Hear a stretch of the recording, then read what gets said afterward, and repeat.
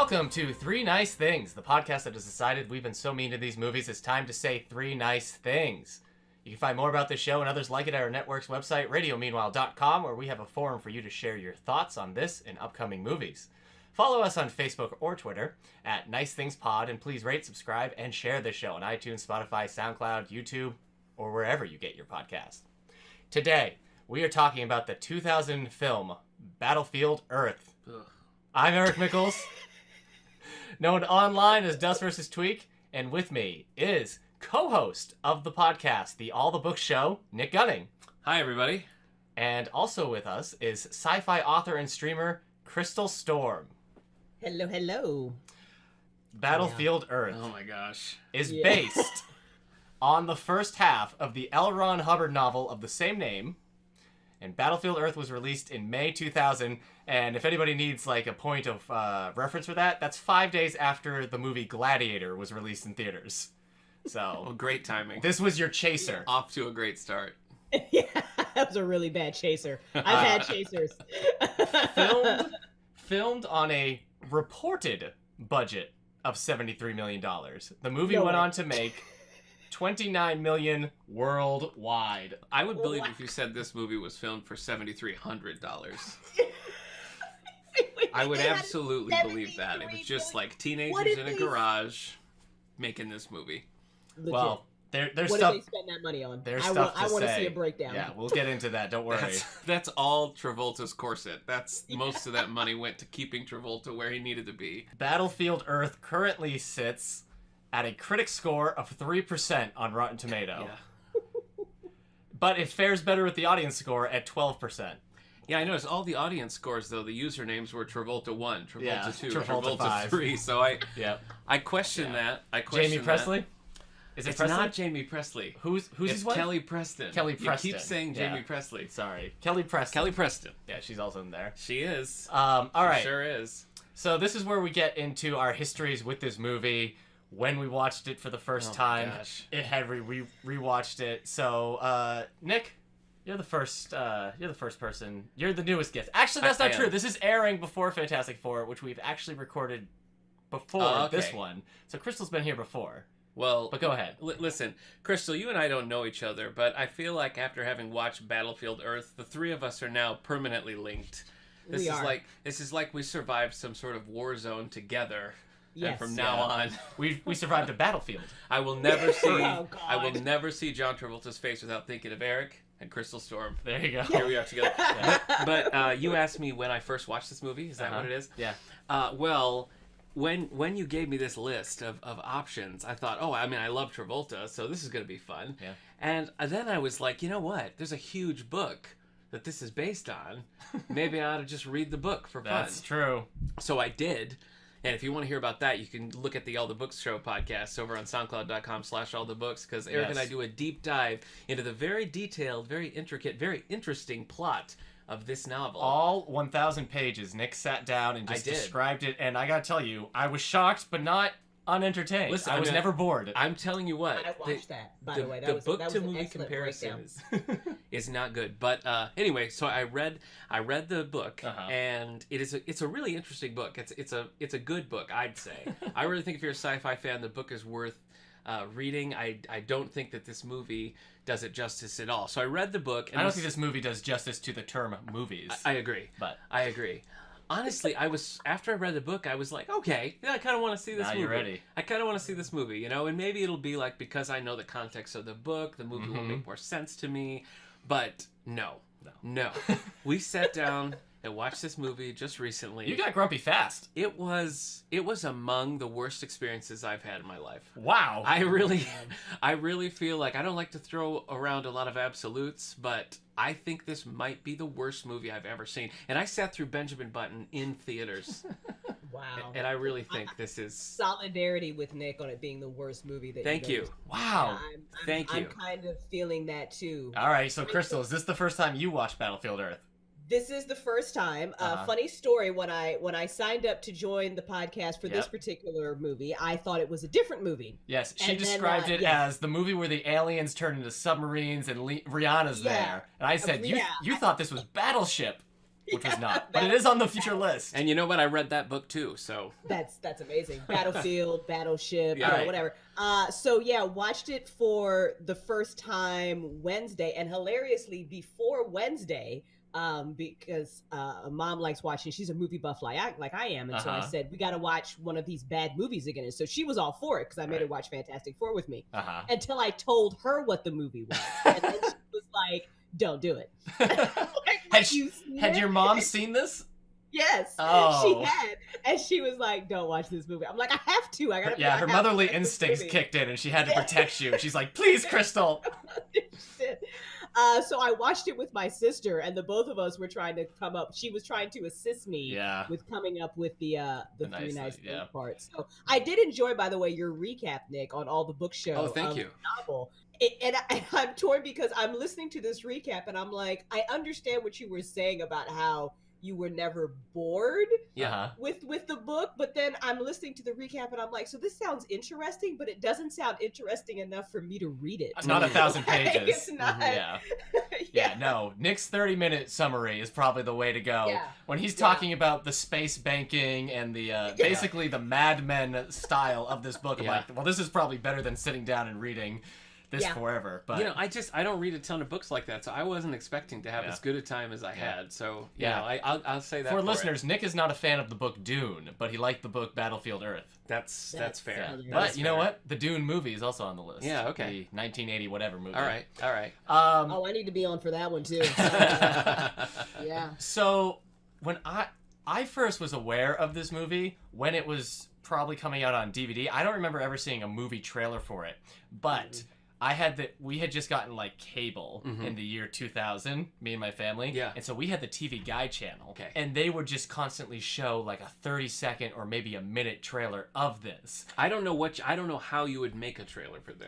There's not a single frame of film It that's must have appealing. been 30 seconds because it was short, and it was basically John Travolta saying, when we came to your planet, it took 9 minutes to destroy your people or whatever. And then you saw Johnny just running through explosions and stuff. I'm like, oh, this doesn't look bad. But I never watched it. I just know they showed this a lot in the year 2000 on the TV Guide channel.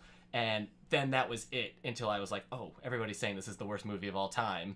And then I just watched it for the first time recently with Nick. Because I put it on the list having never seen it, but knowing its reputation demanded it need to be on this film. And my only experience with it, like in 2000 when this came out, I would have been in high school, but I don't remember it coming out. I only remember hearing that it was the worst movie ever made. I don't even remember, like, because we'll get into it, but they couldn't find funding. They couldn't find production companies for the movie. So this wouldn't have even been on, like, when DVDs were coming out and they would show their, like, we've put The Matrix on DVD. Right. It wouldn't even be like in a montage of DVD trailers because nobody had this. I'm pretty sure. I remember I worked at a public library about this time, and I'm pretty sure this was a double VHS tape situation. Ooh, and I just can't imagine. I can't imagine that. All right.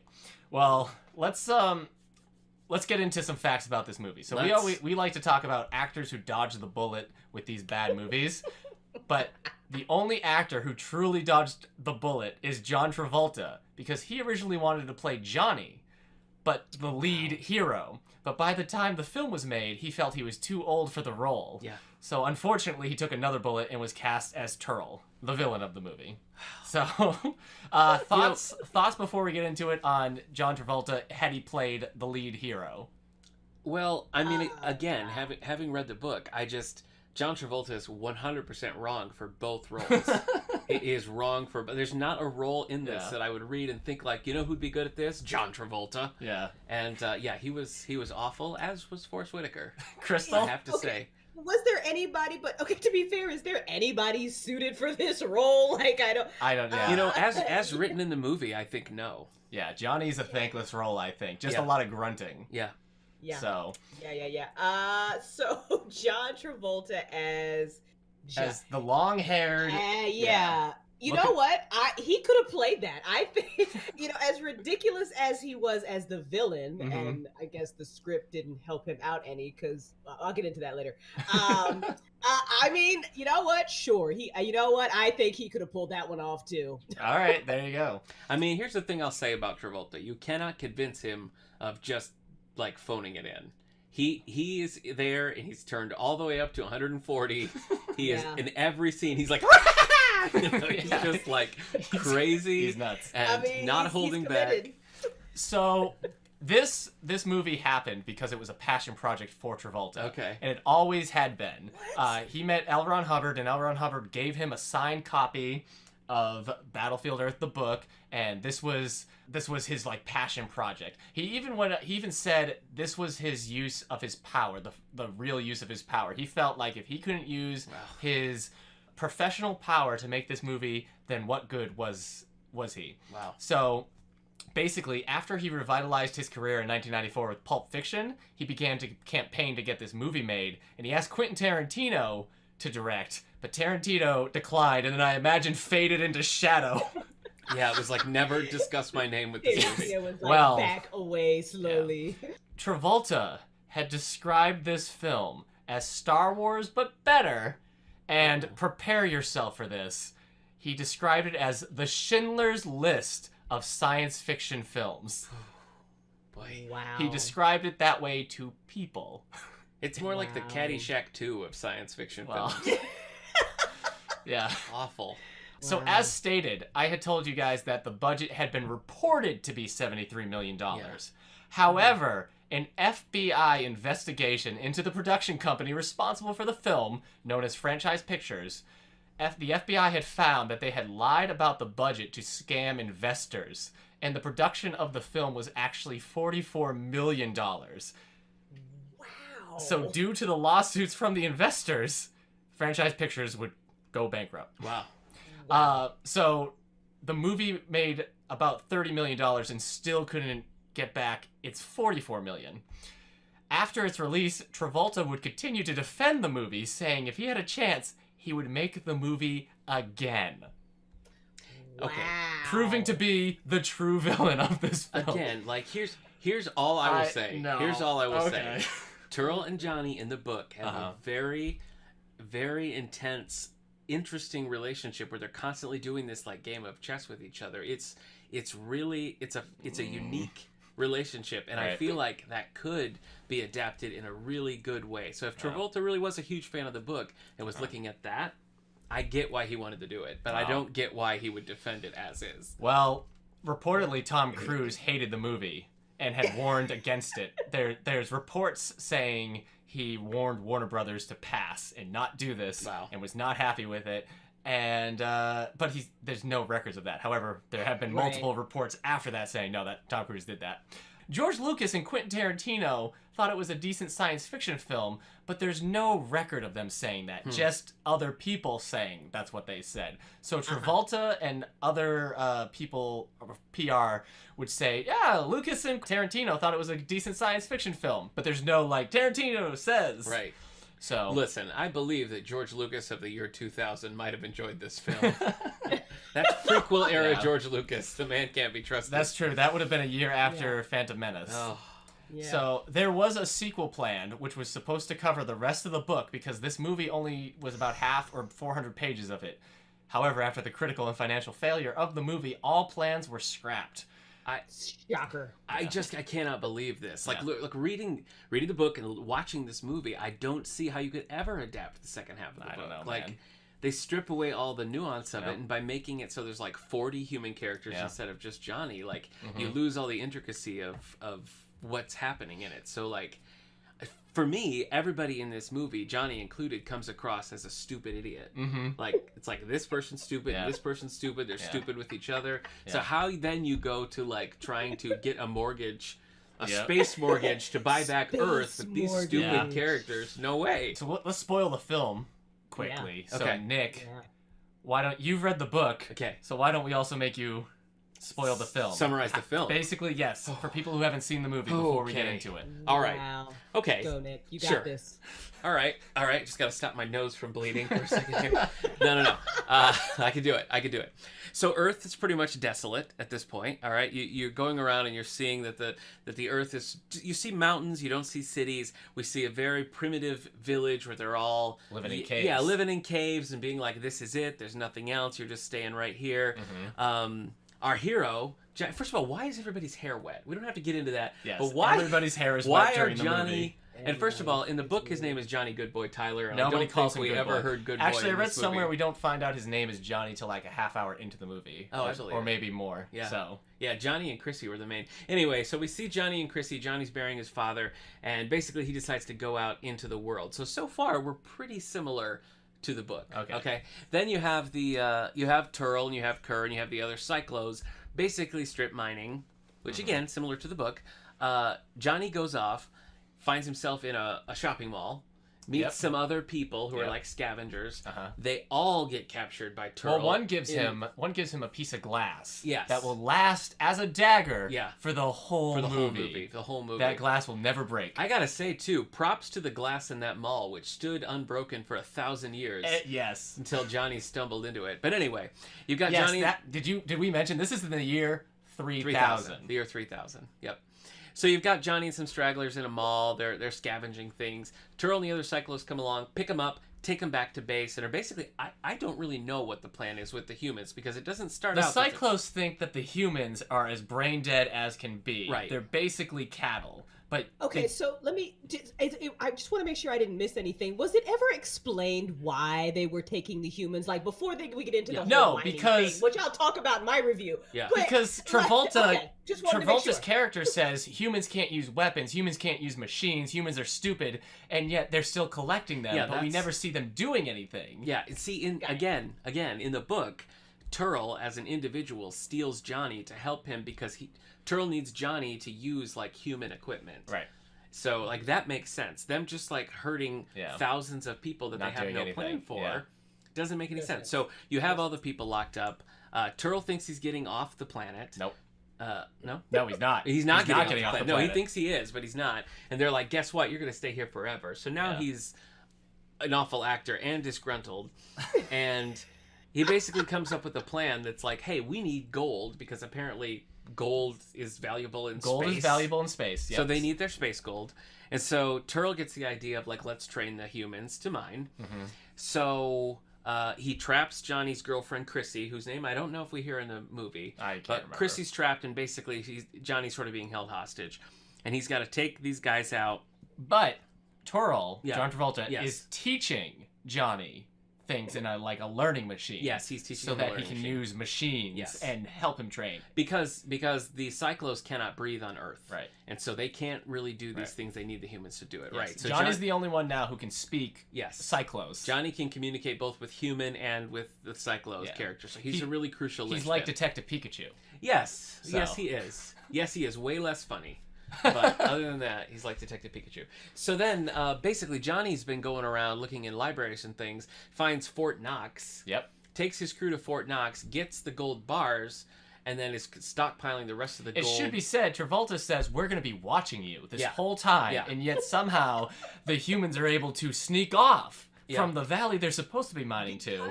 They take a ship. Drone only flies over at a certain time. I guess that's it. Yeah, I saw it. You see a drone like once, and it's like, well, what's the point of... Yeah. Anyway, so Johnny's stockpiling gold, which again, I don't think is really explained why they want the gold, why they care about gold, but they do. Leverage. Yeah. Turl comes back If you start drinking... When they say the words leverage, man animal, or rat tail, you will die by the end of this movie. You will. He only calls him Johnny an animal in the book. He never says man animal. They say man. I looked it up 28 times. They say man animal. It felt like 1,000. Leverage is a big thing, but it works a little bit more in the book because it's just like Turl's thing. He's not. They're probably not idiots using leverage in the book. You're right. Yeah, that's the thing. That's what I really like about. Like book Turl versus movie Turl. Movie Turl is a big dumb idiot jerk. Yes. Book Turl is a clever big jerk. You know what I mean? Yes. Anyway, so Turl comes back and he's like, "Give me my gold." And he's like, "Wait, why the heck is it in bricks?" And Johnny's like, "I smelted it because you're cool." And Travolta's like, "That checks out." And then they continue on, and the humans kind of are amassing a little bit of force, and they pretty much take it to the Cyclos. And their goal is to destroy the dome that the Cyclos are in, because then they won't be able to breathe. They found airplanes that have lasted 1,000 years with fuel that has lasted 1,000 years, and then they use those airplanes. Yeah, in the book you told me that it's supposed to be airtight. Yeah, but I still don't think whatever the jets use for fuel. I don't think that lasts. They find like a bomb shelter which is designed to last, so it makes a little bit more sense, not a ton of sense. So anyway, that's their plan. They're going to go and destroy the dome. Also, they're going to teleport a nuke to Cyclos, the planet, which does happen, and they blow it up. The entire planet. Whatever nuke they use is strong enough to blow up the whole surface of the planet, and then cause the planet to explode into space. You're left with dust, just dust. That's how strong the bomb is that they teleported. And then basically the humans kind of take that back. Yep. Most of the Cyclos are done. Turl is kept alive and imprisoned, and then for the sequel that never happens. The humans are going to go and kind of retake the Earth. Movie's not done because the end credits have the grossest green font for the entire end credits. It was made with like Nickelodeon Why did slime. you watch that? Well, I wanted to see. I'm like, do they use this green the whole time? And they do. Yeah. It is the worst color font I've ever seen. The movie's also shot entirely in Dutch angles. Yeah, what the heck? It was like we were watching the Adam West Batman show. I read they did that because they wanted it to feel like a comic book. But if comic books looked like Battlefield Earth the movie, I would not read comic books. They wanted it to look like a comic book. It looked like a 2-hour dingy fever dream. It was, so Nick hated it. I hated it. I thought this actually made me hate Travolta's acting so much. I retroactively feel like maybe he's been bad in everything. It had the power to make me hate him in Pulp Fiction and Get Shorty. I'm like, maybe he's never been good because it is some of the worst acting I've ever seen out of anybody. I think that he had one second of good acting. I think there was one. All right. When he notices Kerr. Kerr is like his little henchman partner, if you haven't seen Forrest Whitaker. Forrest Whitaker. He notices in an aerial shot that there is gold, and he doesn't want Kerr to see it, and so he like notices in a shrewd way and kind of redirects the conversation. And I thought in those like 3 seconds, he actually did a little bit of acting, but the rest of the time he was like in a local commercial. It was terrible. It's also shot in the writer, the original writer who tried to write the script and got fired from it, has also stated this complaint that there is so much slow motion in this movie. Like unnecessary slow motion. Yes, every cut, every character turning around is in slow motion that I have to believe it would be a 40-minute movie if they filmed it in real time. Definitely a 1 VHS tape movie. And I don't know if you noticed this, Crystal, but I yelled this. I just like yelled it out loud to Nick that every shot or every set has one color. Yeah. And then when you're in another set, so when you're outside, yellow. In the ship, blue. In the sewers, red. And it's maddening. It is. But apparently the cinematographer of this had talked about mainly because the budget, as I said, was lower than they said it was, and Travolta's his salary took a lot of the budget. I bet it did. And he said that he had worked on indie films with $1 million budget that had more money for lighting than Battlefield Earth did. Wow. And I guess that's just it. He was just trying to do the best he could. Well, let's talk about this for a minute, because to me this was among the worst parts of this movie. Crystal, what did you think of just the overall look of this thing? You know what? I had many problems with this movie. And you know what? When somebody told me that it was made in 2000, I didn't believe it. I thought this movie was made back in like 1980, 1990, something like that. I did not think that this movie was made in 2000. Mission Impossible 2 was 2000. Gladiator was 2000. Right, it was 2000. So the first X-Men movie was in 2000. If this movie had been made in the late 80s, at one point Johnny would have found like a shining red convertible somewhere and driven it around. Then it would have been an 80s movie. I felt like there was not a single shot. And again, I mean, I know it's an absolute, but I really, for the life of me, couldn't tell you an image that was pleasant to look at. All of their costumes, all of their facial expressions. Their wet hair. Like the inside of the ship, the weird CGI in places, even like the skyline, the mountains, everything in this looked like it's ugly garbage. Continue, Crystal. Yeah, sorry, go ahead. No, thought there were... Hearing Nick describe the book and the first half, there were a lot of interesting threads. And I don't know if anybody's familiar here with the work of Zecharia Sitchin and like the Anunnaki and all that. So the idea of like aliens coming down here and like grabbing humans and making them mine for gold, that's like really familiar for people who are like in UFO circles and conspiracy theories. Like we've heard that before. Right. So all that kind of stuff is like super interesting. Right. So the fact that I don't know who wrote this script, and I don't know why they had such a big budget that they couldn't give you like, I don't know, just a good movie. Just like not even like maybe like a C movie. This was like an F+ movie. Like I can't. I felt like John Travolta was trying his hardest to bring some kind of personality, something to the character, but then would be confused about the character. So I blame that I feel like that he's reading the script and like on this page the character's supposed to be this, and then on page 10 the character's supposed to be, and that's what we saw. So I don't necessarily blame him for the acting. So there's just no saving this. You know what? No saving it. He does a voice through the whole movie, like his enunciation. It's like he's doing the Duke from Moulin Rouge with the way he says every line. He's like, "Oh, you're trying to get leverage on me, John Travolta." Yeah, and it's like, who told leverage. Travolta he could talk like that? I feel like if he truly is like a fan of the book, I feel like he's having this war between what the character's supposed to be and how it is as well. He's not just a fan of the book. Yeah. He's a fan of the movie. Yeah. So I know he is. I feel like that's just an actor trying to be like a good professional and support the movie you're in. I feel like that's what that is. Well, he staked so much on it. Like, it seems like he wanted to make L. Ron Hubbard proud, and he L. Ron Hubbard I don't think was alive for this. Yeah, no, I don't think so. You needed a better script. I mean, because he needed a better. I feel like it's not just the script. You had the acting chops for this. Like, I mean, you've got John Travolta, you've got Forrest Whitaker. I even feel like the actor who played Johnny is familiar for some reason. Barry Pepper. Yeah, Barry Pepper is in things. Yeah. He most recently was in the a couple of Kennedy miniseries where he played Bobby Kennedy, and actually he does a really good job. So he can act. Yeah.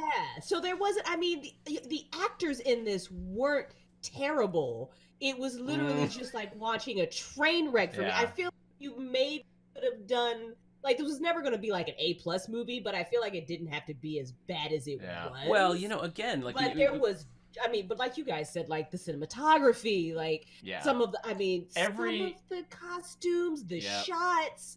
Every brick in this wall was bad. So you there's no like, maybe if we had painted the wall a different color, it's like, no. Yeah. Every part of this wall is just, it's just bad. It's terrible. The garbage bricks. Yeah, the garbage bricks. And the thing that's so funny is we keep talking about the budget and how like cheap everything looks. Again, if you actually adapt the book, 90% of the first half is Turl and Johnny in like an industrial area, occasionally in like caves. Yeah. So like they could have done that. It's like they wanted to make a big Star Wars-y space movie. This is Star Wars, but better. I know that. It's like that's what they wanted. They wanted like the big spectacle, but it doesn't fit with the source material, so they tried to like cram it all in, and what you have is this weird amalgamation that is just unpleasant to watch. Yeah. When they had the feeding tube was squirting out that like gross food paste, and they like smashed it in each other's faces, and we're eating this like horrible like worm poop out of each other's hands. I just I'm like, I can't look at this. I cannot look at this gross movie anymore. I started diligently taking notes and I had to give up. My favorite part was the third act, because it was at that point that I completely did not understand what was going on in the movie. I was trying so hard to pay attention. It was so incomprehensible. It seemed like, and I had no idea what was going on. I'm like, all right, I got the plan. He's gonna blow that up. They're going to blow up the planet. I got the plan. Then the plan started, and I'm like, I have no idea what anybody is doing. Their revolt to take back the planet just seemed like yelling in the streets and breaking whatever glass they found. And then that was it. And then, like, the other cyclos are like, whatever. Yeah.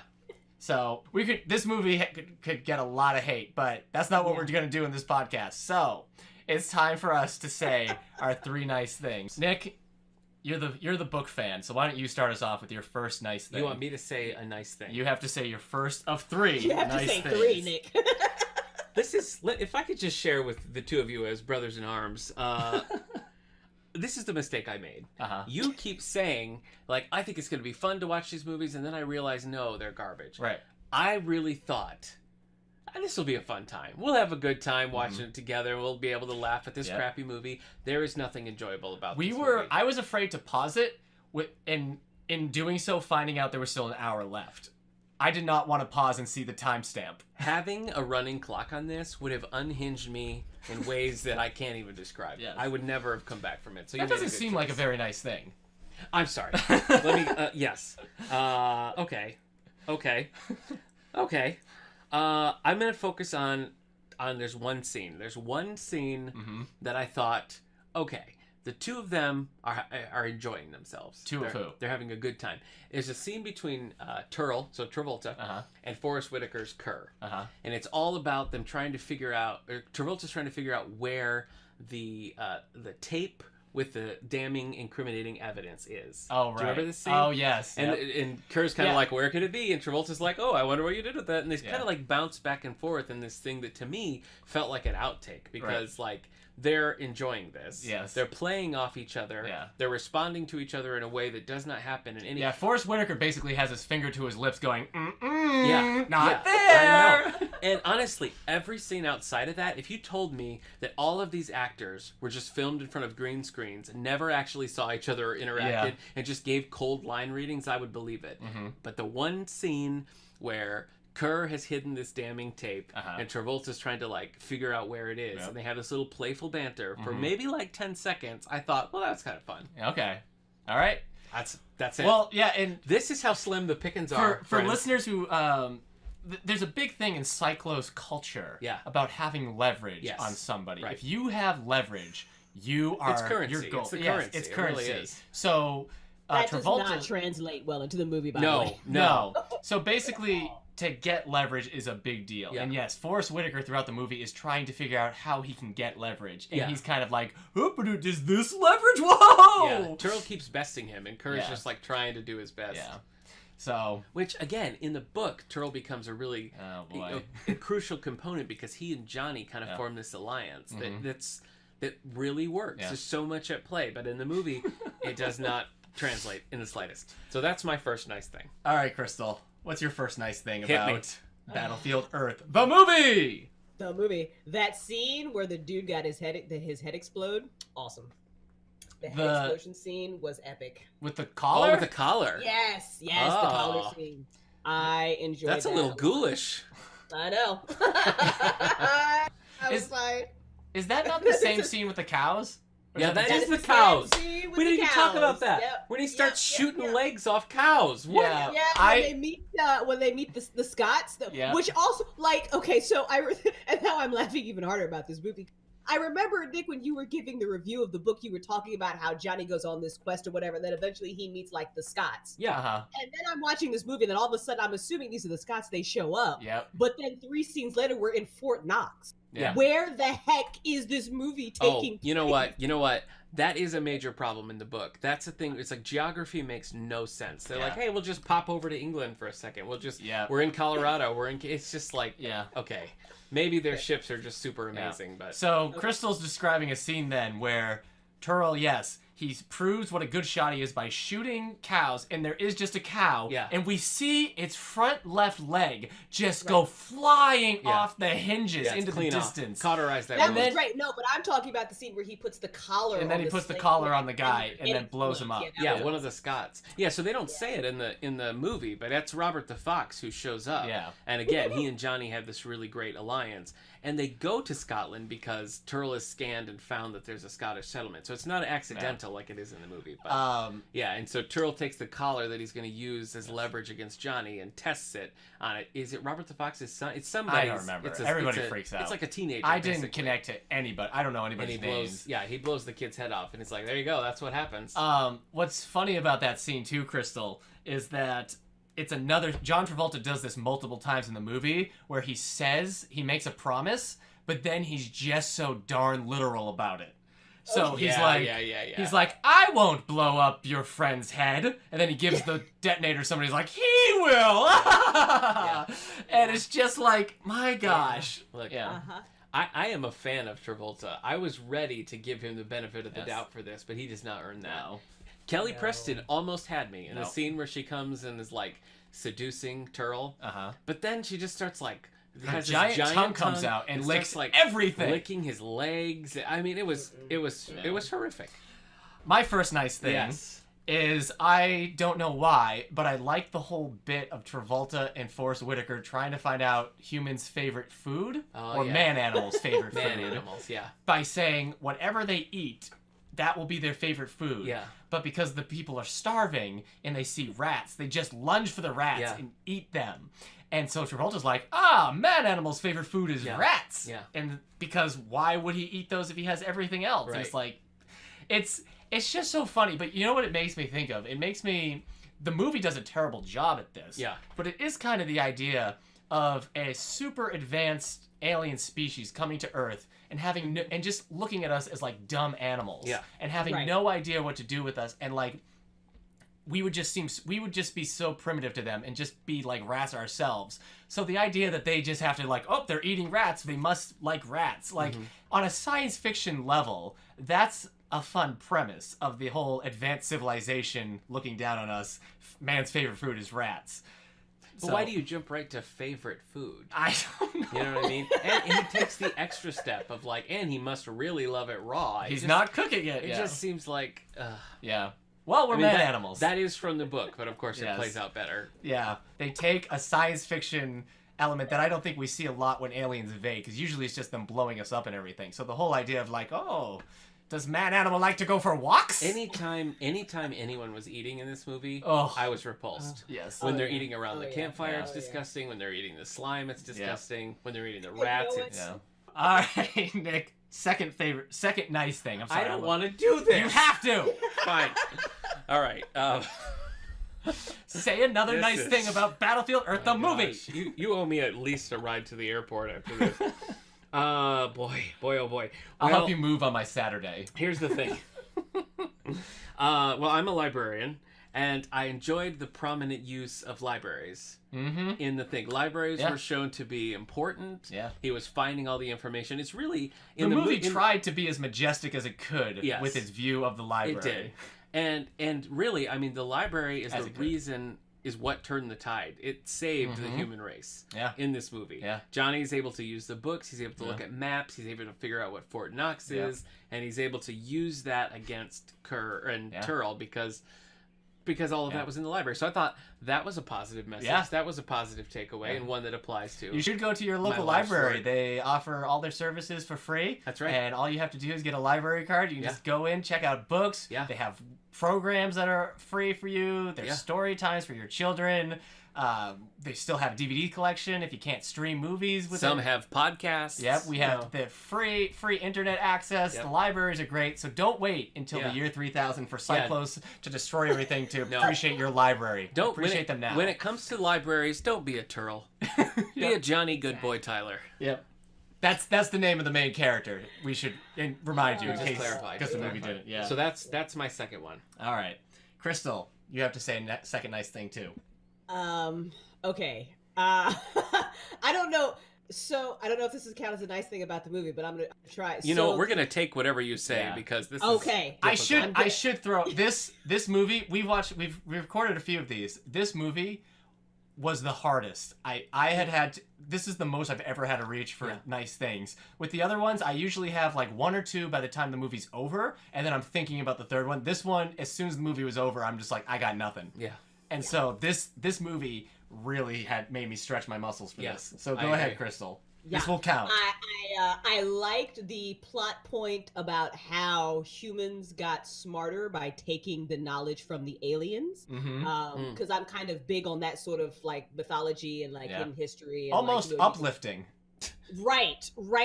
This whole idea that humans, because they always refer to these aliens throughout the movie as like the gods, the primitive humans. Gods, monsters, gods. Right. So I'm linking that back to, us not being like the gods, and then we take the knowledge from the gods. So that was a really interesting plot point, even though it was done the way it was done. That is a lot of pathos you're imposing onto a movie that didn't have any of itself. So but I enjoyed that. Yes. It reminded me of other cool things. Yeah, there's interesting science fiction concepts in here. Like David Brin's Uplift trilogy is really good of the idea that like or all species in that universe like uplift other species to make them smarter. And the movie tries that, and like I said, it tries the whole like advanced civilization. It's just maybe in any other movie Maybe. Yeah.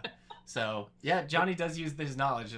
I know that we've tried to like give the actors a bit of a pass because the material was such a dung heap, but like I sort of think with more interesting people in these roles, there's just no scenery chewing. Like, I think Travolta thinks he's chewing the scene. There are bad movies that can be entertaining because you have a great actor in there who just knows where he is. Yeah.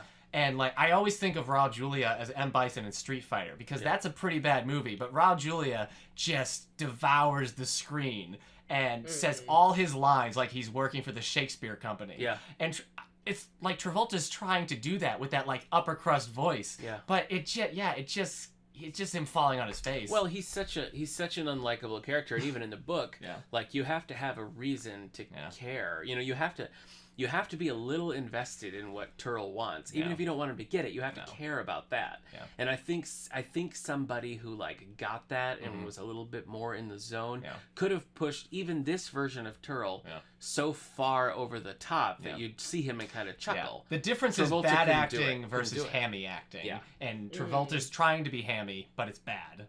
Yeah. And so we need somebody who can do hammy acting well. Yeah. And nobody could do this. I mean, this is almost I don't know who.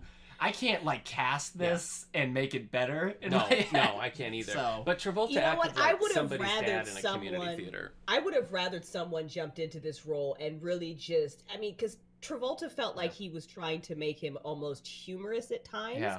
And I guess I would have rathered him just said, okay, this guy is a bad dude. Yeah. Yeah. It makes you question. And just played that the entire time. It makes you question how Travolta is a movie star. Look, Travolta's good in many things, but actually, I think, Crystal, you just nailed it. I think that really is the problem. Because in order to sell that, you have to play it completely straight. Like, Travolta has to play it as if he is playing the most serious, like the most devious, like real, true villain. And he played it like a cartoon. Yeah. He did. Yeah. He did. It almost felt a little like his character in Face Off a little bit. Yeah, yes. But even that was like 1,000 times better, right? So it's almost like when he plays a villain, he's one-dimensional. Like he's got one type of villain. It takes a lot for a movie to make you wish that Nicolas Cage was in here doing his thing. Oh my gosh. Nicolas Cage is Turl. All right, you just cast it and made it better. Nicolas Cage is Turl, yeah. Nicolas Cage is Turl, absolutely. Here's my second nice thing. And we've been saying how bad everybody is in this movie. Yeah. And I'm not saying the actor is good in this movie. Oh, here it comes. But for some reason, out of everybody, I was most endeared to Forrest Whitaker. Oh my gosh. And I think it's because, and maybe this isn't a good thing, but his character was so dumb and so clueless that he was kind of endearing the way he was trying to one-up Travolta with his leverage, and the way he would just, and every time it didn't work, he'd be like, oh no! And there was just something so dumpy and dumb about the character that it was just, it made me laugh, and that was the only part where I felt like I was getting genuine comedy. It was like, I mean, he gets his hand shut off at one point. He just looks at it and goes, oh, I hate Mondays. Yeah. And it's just, there's just something about his like workaday stiff that is trying to become senior staff. And it's just, that's it. That's the nice thing I can say about it. I know this is your house, but get the hell out. You're done. Please leave. No, obviously this character was dumb, and the acting was dumb, and the movie is dumb, and I hate it. There is something always endearing about the blue-collar guy who's like, hey, boss! And the boss is like, no, sorry, get back to cleaning the toilets. Going back to the look of this movie, though, if you told me that they based Kerr's appearance on the Cowardly Lion after he gets glammed up in The Wizard of Oz, I would believe you. Yeah. Everybody in here, I mean, they look like they... All the Cyclos have dreads, and all the humans have wet rat hair. And they're so bad. Like, all the Cyclos are so bad. They look like it was... All the principals in this movie look like you would expect, like, a merchant... Like a merchant vendor in, like, Attack of the Clones in the background. Yeah. That's the level of... Because they're supposed to be, like, 8 feet tall, 9 feet tall. So you liked Kerr. No, I'm not saying I liked Kerr. You liked him, you thought he was good. There's something endearing about that. Okay. Again, so it's a concept thing. So you approve of Forrest Whitaker's choices in playing the role and how he played it. Crystal, are you hearing this? Are you hearing what I'm hearing? I'm hearing it. I mean... All right. You do what you got to do with this movie, okay? Yes. Again, digging deep. Nick, last nice thing. Last nice thing. All right. Well, I don't feel like they really took advantage of this as much as I wanted them to, but I liked the look whenever we got like a pull-out shot of the like crumbling city ruins. Mm-hmm. I liked that. The establishing shot. Yeah, was the best shot. Yes, they had. You had maybe in the movie when Johnny first kind of discovers that he's in a city, not the 1,000-year-old golf course that's still standing, the mini golf course. That, yeah, but when he sees the city for the first time, and then later when we see, I don't know if it was a White House or the Capitol building. It wasn't Capitol. that Capitol. Okay, I thought that was the Library of Congress. Library of Congress. You're right. I thought that shot of DC was pretty cool. They did a nice job with that. But it was never really developed more than like so basically it was like a matte painting that I was like, oh, that's a cool concept. So that. It does look bad though. Yeah, it does look bad. But I love that concept. Like I love stumbling onto like Earth ruins. You know, I like that. Something I really liked about the book. Yeah. So it was cool to see that, but it didn't. No. It didn't really. All right. Didn't really do it. But that's my nice thing. That's your third nice thing. That's I'm done. You're done. Now you just have to listen to Crystal and I. I'm walking out the store. Yeah. All right, Crystal, bring it home. Okay, so I will say that I, air quotes, liked Johnny's character. Okay, so I liked that he was very strong-willed. I liked that slave prison scene, whatever, where he's got to fight the head dude, you know, and he didn't lose, he didn't back down. I like that he won that. I like that slot, that's the food scene. Yeah, we all eat at the same time. Nick was covering his eyes. Yeah. I was crying.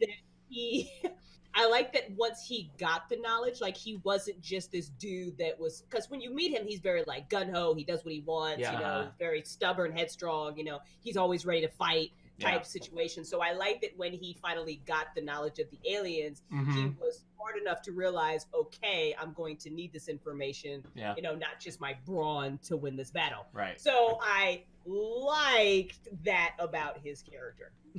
You know, okay. I can relate to that because again, in the book, that's what's so nerd alert. I know.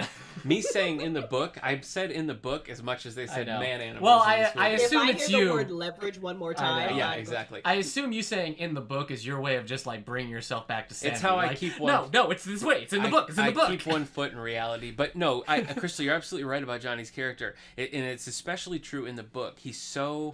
He takes full advantage of these situations, and there's a lot of his struggle in the book is deciding whether or not he's going to escape, because he can on many times, but staying because he realizes that he needs the knowledge to save the planet more than he needs to escape and get back to his dying village, which makes for just a really intriguing dynamic and a thread that ran throughout the book. I don't know, you might like it. I know it's long, but you might enjoy it because a lot of the things I feel like out of everybody in this very bad movie, at least that actor had a very good grasp of his character, and I thought the actor did a good job. He's pretty down to earth. This movie won every single Razzie Award it was nominated for, the awards for the worst movies of the year, and Barry Pepper said, had he known he was going to win, he would have attended. And that's awesome. Unfortunately, John Travolta did not attend, so they used a Toro action figure to accept the award. Wait, there are Toro action figures? That was literally my next question. Stop everything. This might depress you guys, but the movie did make about $100 million in total due to DVD sales and all that other stuff. Wow. So it somehow made some money. Crystal, tell me if you think this is true, but I think it's only fair that Eric purchase a Turtle action figure both for you and me as payment. Hear me out. You want Toral's face on your desk every day, reminding you of this hell. Nick, I really want to be in solidarity with you on this, but I really don't want one. Okay, well, we'll get you a Johnny Goodboy tie. She'll take a Johnny Goodboy tie. I don't want that one either. Like I will take a Turtle.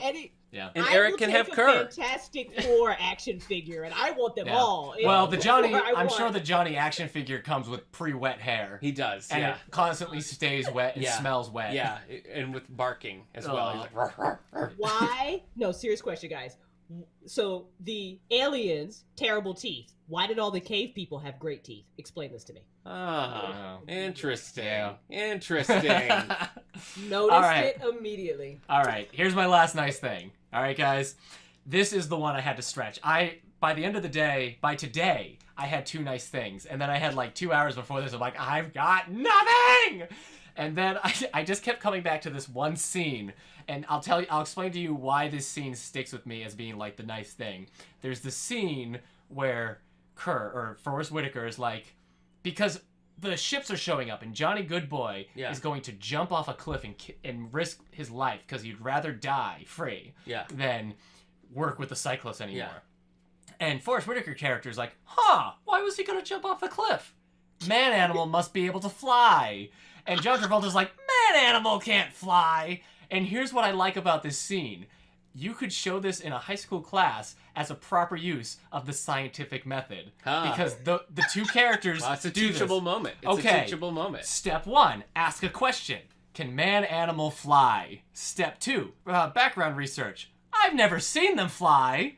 Step 3, construct a hypothesis. Just because you've never seen them fly doesn't mean they can't. Step 4, test the hypothesis by doing an experiment. Drop man animal down a cliff. Step 5, analyze the data and draw a conclusion. Man animal is dead. Wow. They can't fly. Wow. Step 6, share your results. This movie is so confused because that was actually, you know what? That was a decently, that was, out of all the terrible scenes, that one was not bad. And that one actually made me like a little stressed out for the poor guy who's about to get thrown off a cliff. I'm like, oh my God. It's stressful. You see, yeah. And then the other scene that I thought was decent was that scene where he's messing with, like Nick said earlier, where he's messing with Forrest Whitaker. Yeah. And then he pulls a head out of the or is it in here? Yeah. Right. And it gets like really dark really fast. Yes. Yeah. You know what? The him jumping or getting ready to throw somebody off the cliff scene is kind of reminiscent to the very first scene with Johnny and Turl, where Turl's intrigued that Johnny can shoot the gun. And he tells the guy, trying to take the gun from him. They have that whole thing. Yeah. I thought that was kind of an interesting Turl's a scientist in these movies. He wants to learn. Yeah, he's the Bill Nye of of this. I guess me talking about that whole like scene with them doing the scientific it goes back to the first point of like you can have fun with the idea of like an advanced alien race just treating us the same way we do guinea pigs. Yeah. You know? Absolutely. And I mean I'm not saying we should throw guinea pigs off a cliff to see if they can fly. You did say that and it's on tape, so but, we heard it. I mean just the idea of an advanced civilization, like, we can toss them off, it's not doing anything. Just because they can't speak our language and we're I mean, I guess humans in this film don't know how to use technology because we stopped using technology. Right. I shouldn't say we because I don't want to be connected to these humans. You are connected to them. Yeah. I mean, to be fair, I feel like that was like realistic. That's how it would go. If if these aliens show up and you literally wipe us out in 9 minutes, I'm not going to think you're smart. That's me killing an ant. And I get out the raid, the ant's dead. That's terrible. But that's how it works. Yeah. So, I mean, all that I bought it. It didn't always come across. In some scenes it did, and then in other scenes it was just like ridiculous. Yeah. Well, that's it. We said our nice things, all 3 of them. Amen. And that is as nice as we're going to be on this episode. That was 9 things about the movie. Yeah, it's called 3 nice things, but in total we always have 9 nice things. That's a good way to look at it, Eric. So, I want to thank both Nick and Crystal for being on the show, for watching this movie, and then coming up with nice things to say about it. I cannot say that you're welcome. Never again, Dusk. Never. Oh, no. You can thank me with the Turl action figure, mint in box. Mint in box? I'm sure I could find one mint in box. Please buy this. Crystal, where can people find you? Absolutely. Right now, people can find me over on Twitch, twitch.tv/Crystal Store. My name, and over on Twitter and Instagram at Writer Street. Yes. And Nick? Well, after this movie, you can find me in therapy because this really, really did a number on me. Took me apart brick by brick. You can find me over at the All the Book Show podcast. You can find us on Twitter at All the Book Show or SoundCloud.com/AllTheBooks, or really anywhere that you find podcasts. You can find us there talking about Battlefield Earth, for one, and many other things, author interviews and all that. Nick did the one-on-one interview with Mike Nesmith of the Monkees. Michael Nesmith of the Monkees. Yes, I did a 40-minute interview with Mike Nesmith about his novel, The Long Sandy Hair of Neftun Zamora. Yep. It was great. I loved it. You can find that episode as well as interviews with Elliot S. Magan, comic book author, Martha Wells, Hugo-winning author, many, many others. Yes. SoundCloud.com/AllTheBooks. All right. And again, you can find me at duskvstweak, basically everywhere. Twitter, Twitch, that's how to find me. MySpace, and again, Friendster. Apart from most of the other shows on the Radio Meanwhile Network. Again, I co-host the podcast, The All the Book Show. And we want to thank Prophetic Music for our theme song, and want to ask you to join us in upcoming episodes where we're going to tackle 2015's Fantastic Four and Dragon Ball Evolution, the live-action Dragon Ball film. And again, you can find more about the show and others like it at our network's website, radiomeanwhile.com. And please follow us on Facebook or Twitter at Nice Things Pod. Please rate, subscribe, and share the show on iTunes, Spotify, SoundCloud, and YouTube, or wherever you get your podcast. See you next episode. Leverage. No! Oh.